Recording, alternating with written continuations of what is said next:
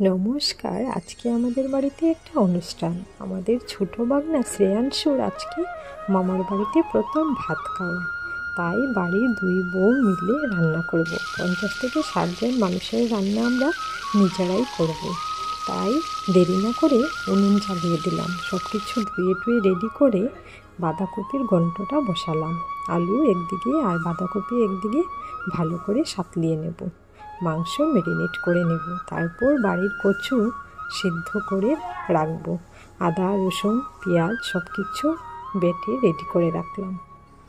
আর আজকে যেহেতু অনুষ্ঠান তাই উনুনেই রান্না করা হচ্ছে।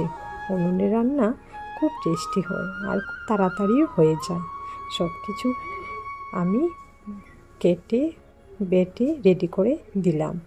মশলা দিয়ে মাংসটা ম্যারিনেট করে তারপর আগে মাংসটা কষানো হবে। আর একদিকে আমি বানাবো পাবদা মাছের ঝোল। আদা পেঁয়াজ রসুন বাটা দিয়ে টমেটো পেস্ট দিয়ে ভালো করে কষিয়ে নেব। তারপর দিয়ে দেব হলুদ লঙ্কা গুঁড়ো সব কিছু দিয়ে আরও একটু ভেজে নেব। অনুষ্ঠান বাড়ির রান্না তো তাই একটু সব কিছু বেশি বেশি দিতে হবে।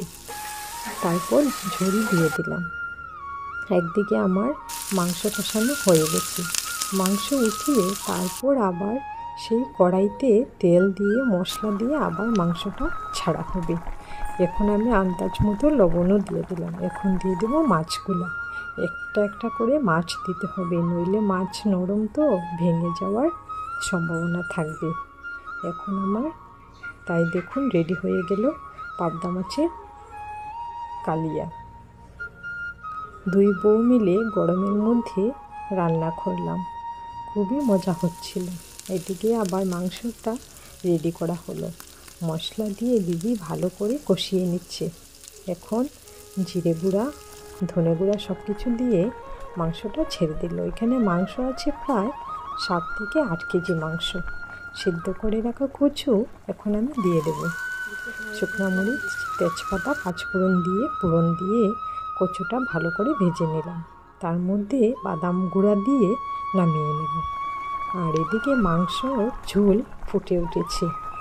ভালো করে না ফুটলে টেস্ট হবে না, তাই লবণ দিয়ে এখন নামিয়ে নিলাম। এখন বানাবো সর্ষে পোস্ত দিয়ে কাতলা মাছের ঝোল। ভালো করে মশলা কষিয়ে এর মধ্যে একটু জল দিয়ে একটু সময় ফুটিয়ে তারপর মাছগুলো ছেড়ে দিলাম। ভালো করে ফুটলে তারপর নামিয়ে নেব। এখন রান্না হবে হাঁসের মাংস।